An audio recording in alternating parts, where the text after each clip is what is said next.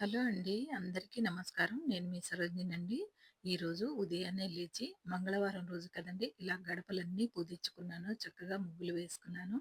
ఈరోజు ఎందుకంటే కొద్దిగా లేట్‌గా లేచానండి. నిన్న చాలా పనయిపోయిందండి నాకు. మందిరం అంతా చాలా పని పట్టింది.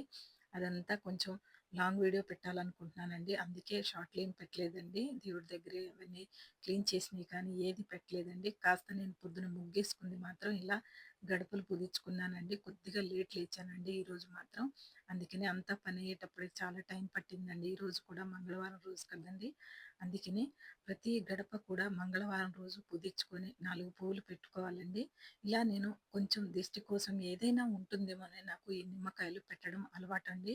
నేను 8 సంవత్సరాల నుంచి చేస్తున్నానండి ఇలాగా. ఇది మాత్రం తప్పనిసరిగా ఏదన్నా దిష్టి ఉంటే పోతుందండి. ఎవరైనా నమ్మి పెట్టుకుంటే పర్వాలేదండి. నమ్మకుండా ఉంటే అస్సలు వదిలేయండి. దాని గురించి ఏమీ అనొద్దండి. ఎవరి నమ్మకాలు వాళ్ళవి. అలా అని చెప్పి అడ్డగోలుగా ఏది ఎక్కడ పడితే అక్కడ అడిగి ఇది పెట్టాలా, అది పెట్టాలా అలాంటియి ఏమీ వద్దండి. భగవంతుడు పూజ చేసుకోండి. మనశ్శాంతిగా ఉంటుంది. ఆ భగవంతుడిని నమ్ముకొని ఒక కొబ్బరికాయ కొట్టుకోండి. ఏ గుడికి వెళ్ళినా కూడా, ఎక్కడికి పోయినా కూడా వెళ్లి మీరు చక్కగా పూజలైతే చేసుకోండి.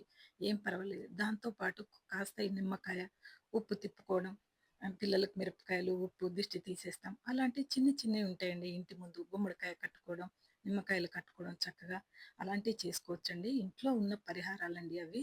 చక్కగా నిన్న క్లీన్ చేసుకున్న తర్వాత స్వామివారికి నిన్న సోమవారం కదండీ! అంతా చక్కగా దీపం పెట్టానండి. కొద్దిగా వీడియో తీశానండి ఇది.